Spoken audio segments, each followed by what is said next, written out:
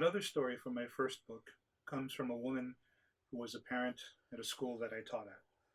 And she found out that I was gathering stories for that first book and she volunteered hers. She said she used to work at the Willows restaurant before the renovation, and one of the common things that would happen was Menehune. They would see little footprints on the wall or the ceiling, sometimes hear it walking right above them. And at night, she said, in a place called the Cage, when they were reconciling the finances for that night, a lot of the equipment would shut down, or they could hear the other cash register ringing out itself when it already had been closed out.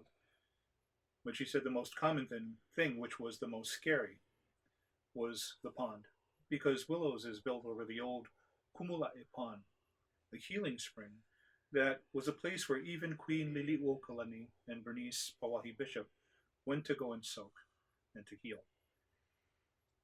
They had a hard time keeping security guards overnight as well.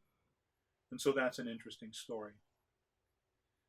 But she also told me another one that was quite strange, but very powerful. She said one night at the Bishop Museum, she heard a rock calling to her as she passed. And she thought she was hallucinating and maybe she was tired. But indeed, this pohaku, this rock, was calling to her, and it kept begging her to take it home, and she didn't know what it meant. And so she forgot about it, but she said every time she drove past the museum, she would hear it. Take me home. I want to go home. The long and short of the story is she calls a kahuna for help, takes him to that pohaku, and he tells her, yes, this pohaku needs to go home. And if you look at it, it kind of looks like an ia, a fish. It comes from Kealakekua. That's where it's from, and that's where it wants to go. Maybe somehow you're related to the people who used to malama this pohaku, who used to take care of it. But you're the one that has to take it back.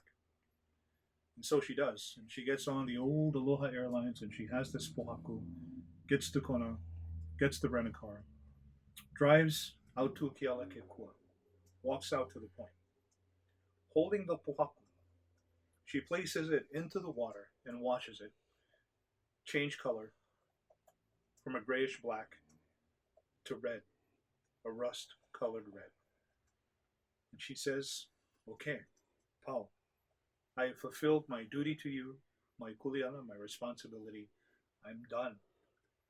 And then she heard the voice say to her, Mahalo. In broad daylight, she says she turns around to go back to the rent-a-car. And she said from the place where the rent-a-car was, all the way to the flat plains, all the way up to the mountains. She said, it is black with the bodies of thousands and thousands of kupuna. Ancient Hawaiians who she knew were no longer alive. She said it happened within a few seconds, but as she looked at them and they looked at her, they all bowed reverently and disappeared.